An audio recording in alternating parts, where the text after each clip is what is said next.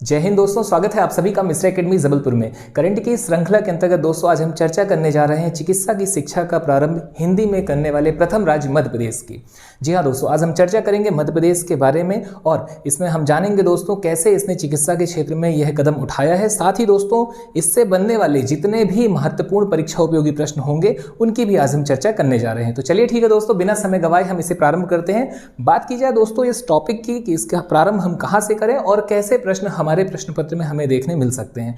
तो सबसे पहला प्रश्न दोस्तों यहाँ पर होगा मेडिकल की पढ़ाई। ठीक है, मेडिकल की पढ़ाई हिंदी में शुरू करने वाला पहला राज्य मध्य प्रदेश। तो पहला प्रश्न तो हमारा जो है डायरेक्ट पूछा जा सकता है मेडिकल की पढ़ाई या चिकित्सा की शिक्षा का प्रारंभ करने वाले प्रथम राज्य को लेकर के। ठीक है, तो यहाँ आपका करेक्ट आंसर होगा दोस्तों मध्य प्रदेश। और आपको मैं यहाँ पर सूचित कर दूं दोस्तों कि ऐसा करने वाला यह देश का प्रथम राज्य है। ठीक है, तो इसे आप नोट कीजिएगा क्योंकि यह पहला ऐसा गौरवमयी पल है जब हमारी जो मातृभाषा है, ठीक है, हमारी जो मुख्य भाषा है हिंदी, उसमें दोस्तों चिकित्सा का क्या हो रहा है, प्रारंभ हो रहा है। ठीक है, अब हम चिकित्सा का अध्ययन जो है मध्य प्रदेश में विशेष तौर पे इसमें कर पाएंगे।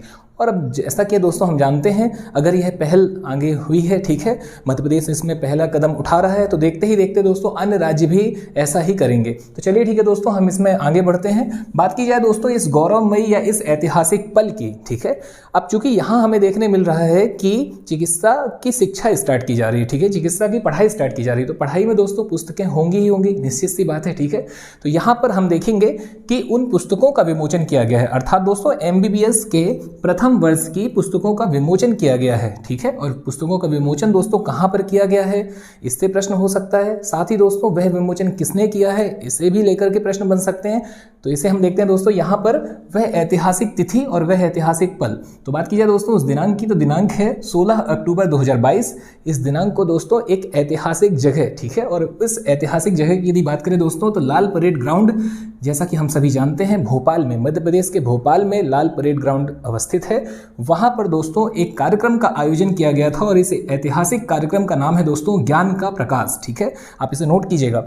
इस ऐतिहासिक कार्यक्रम ज्ञान के प्रकाश में दोस्तों जो कि कहां पर आयोजित किया गया था, लाल परेड ग्राउंड भोपाल में, और तिथि थी दोस्तों 16 अक्टूबर 2022।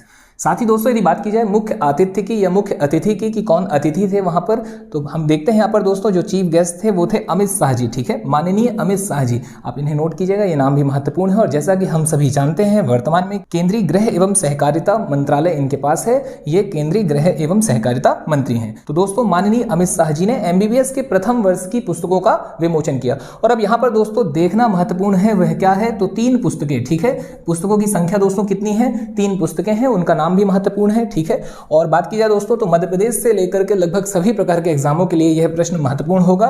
ठीक है, हम यहां पर इन पुस्तकों को देखते हैं। तो इन 3 पुस्तकों की बात की जाए दोस्तों तो पहली पुस्तक है मेडिकल बायोकेमिस्ट्री है दोस्तों, यहां पर एनाटॉमी, और एक और पुस्तक आपको देखने मिल रही है दोस्तों मेडिकल फिजियोलॉजी।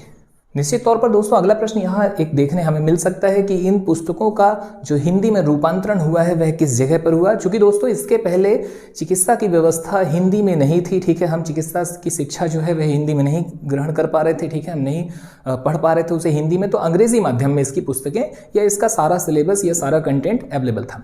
तो अब जब इंग्लिश में था दोस्तों तो उसे हिंदी में करने के लिए, ठीक है, उसे हिंदी में रूपांतरित करने के लिए या उसे अनुवादित करने के लिए जो एक जगह निश्चित की गई उसके विषय में हम देखते हैं दोस्तों यहाँ पर। तो वह हिंदी प्रकोष्ठ जो है स्थापित किया गया कहां पर, महात्मा गांधी मेडिकल कॉलेज भोपाल। ठीक है, महात्मा गांधी चिकित्सा महाविद्यालय भोपाल में। और आपको बता दें दोस्तों इस विद्यालय के बारे में, तो यह महाविद्यालय दोस्तों 1955-56 में क्या किया गया है, स्थापित वहां पर किया गया। और बात की जाए दोस्तों इसकी स्थापना के बाद हम देखते हैं कि यह जो हिंदी प्रकोष्ठ है इसका नाम क्या है, तो इसका नाम दोस्तों रखा गया है मंदार। इसे लेकर भी दोस्तों क्या कारण है वो आपको बताएंगे, मंदार नाम ही क्यों चयनित किया गया। फिलहाल तो दोस्तों हम यह देखते हैं कि मंदार वह हिंदी प्रकोष्ठ वह जगह है जो कहां पर दोस्तों स्थापित किया गया, तो महात्मा गांधी मेडिकल कॉलेज में।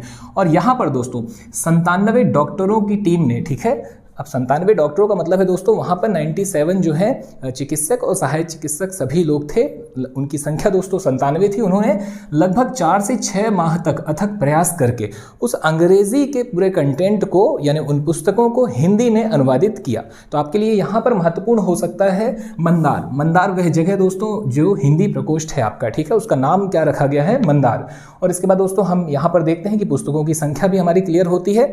अब दोस्तों हम जानते हैं कि आखिर मंदार नाम ही क्यों, तो बात की जाए दोस्तों इस हिंदी प्रकोष्ठ की कि आखिर इसका नाम क्यों रखा गया मंदार, तो जैसा कि हम सभी जानते हैं समुद्र मंथन के दौरान देवताओं ने मंदार पर्वत को मथनी बनाया था। ठीक उसी प्रकार दोस्तों हमें यहाँ देखने मिलता है 97 चिकित्सक की टीम ने प्रचलित अंग्रेजी पुस्तकों का हिंदी रूपांतरण या हिंदी अनुवाद करने के लिए शैक्षणिक मंथन किया और यही एक कारण है दोस्तों इसका नाम भी मंदार रखा गया। आगे दोस्तों यदि हम बात करें कुछ अन्य महत्वपूर्ण तथ्यों की कि और क्या इसमें इंपॉर्टेंट था, ठीक है, तो यहाँ हमें देखने मिल रहा है जो यह ऐतिहासिक कार्यक्रम ज्ञान का प्रकाश आयोजित किया गया था। इसमें मुख्य अतिथि अमित शाह जी के अलावा दोस्तों इसकी अध्यक्षता को लेकर के प्रश्न पूछा जा सकता है कि इस कार्यक्रम की अध्यक्षता किसने की, तो अध्यक्षता की थी दोस्तों मध्य प्रदेश के माननीय मुख्यमंत्री श्री शिवराज सिंह चौहान जी ने। इसके बाद दोस्तों एक और प्रश्न यहाँ पर हो सकता है और वह प्रश्न है दोस्तों गरिमामयी उपस्थिति, ठीक है, किसकी गरिमामयी उपस्थिति थी, तो मध्य प्रदेश के चिकित्सा शिक्षा मंत्री। ये नाम तो निश्चित तौर पर महत्वपूर्ण होगा ही, ठीक है, पूछा जा सकता है आगामी परीक्षाओं में,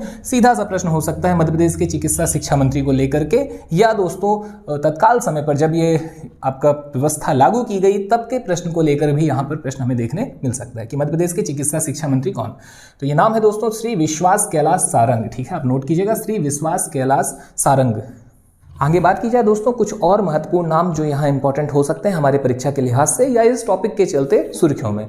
तो जैसा कि दोस्तों हम सभी जानते हैं बात जब की जा रही है दोस्तों स्वास्थ्य की, चिकित्सा की, तो यहाँ पर मध्य प्रदेश के स्वास्थ्य मंत्री या केंद्रीय स्वास्थ्य मंत्री दोनों के नाम महत्वपूर्ण हो सकते हैं, तो आप इसे नोट कर लीजिएगा। मध्य प्रदेश के स्वास्थ्य मंत्री की बात की जाए दोस्तों या चिकित्सा मंत्री की बात की जाए तो नाम है प्रभुराम चौधरी, ठीक है, प्रभुराम चौधरी, आप वो नाम नोट कर लीजिएगा। और इसके बाद दोस्तों यदि हम दूसरे नाम की बात करें केंद्रीय स्वास्थ्य मंत्री की, तो आपको नाम देखने मिल रहा है दोस्तों मनसुख मांडविया, मनसुख मांडविया। अब दोस्तों हम इसे याद रखने के तरीके देखते हैं कि हम इसे आखिर याद कैसे रखें, ठीक है।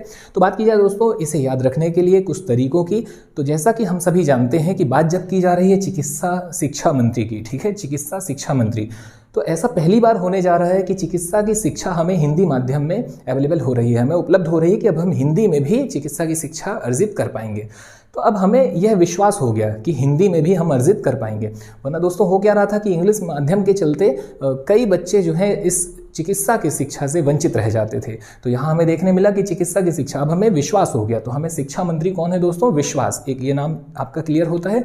इसके साथ ही यदि हम बात करें कि अब राज्य के आपके स्वास्थ्य मंत्री और केंद्र के स्वास्थ्य मंत्री की, अब राज्य दोस्तों आपका कौन है, ठीक है, केंद्र भी आपका घर ही है, लेकिन बात करें आप जिस जगह पर रह रहे हैं तो आपका राज्य है मध्य प्रदेश। अब यदि स्वास्थ्य आपका बिगड़ता है दोस्तों तो निश्चित तौर पर सबसे पहले आप घर में ही भगवान को याद करते हैं, तो आपका वो नाम दोस्तों कौन सा मिल जाएगा आपके घर में, आपके राज्य में, प्रभु राम, ठीक है, आपने अपने भगवान को याद किया प्रभु राम। और इसके बाद जब आराम नहीं मिला दोस्तों घर में, आपने दवाइयाँ ली मेडिकल से और जगहों से, आपको आराम नहीं मिला तो आप बाहर जा रहे हैं दिखाने के लिए, आप हॉस्पिटल जा रहे हैं, आप बाहर यानी कि आप दूर दराज के क्षेत्रों में कहीं जा रहे हैं, यदि आप गाँव में हैं, आप किसी भी जगह पर जा सकते हैं, तो वहाँ आपको देखने मिला दोस्तों कि जब आपको आराम मिला तो वहाँ आपके मन को सुख मिला, ठीक है, आपके मन को, आपके तन को सुख मिला, तो आपने वहाँ से याद रख लिया दोस्तों केंद्र का नाम क्या होगा, मनसुख मांडविया, तो केंद्र का हो गया मनसुख मांडविया। राज्य की बात करें दोस्तों तो राज्य में आपको नाम देखने मिल रहा है प्रभु राम, और यदि बात करें चिकित्सा की शिक्षा की दोस्तों तो यहाँ हमें नाम देखने मिल रहा है श्री विश्वास कैलाश सारंग। तो यहाँ दोस्तों आपके कुछ महत्वपूर्ण बिंदु कंप्लीट होते हैं। साथ ही दोस्तों आपको बता दें कि ना केवल चिकित्सा में हिंदी में शिक्षा की व्यवस्था की गई है, साथ ही दोस्तों मध्य प्रदेश ने आगामी 6 माह बाद इंजीनियरिंग एवं पॉलिटेक्निक की शिक्षा भी हिंदी में प्रारंभ करने की योजना सामने लाई हुई है। साथ ही दोस्तों मध्य प्रदेश ने हिंदी भाषा में अनुसंधान की व्यवस्था की पहल भी की है।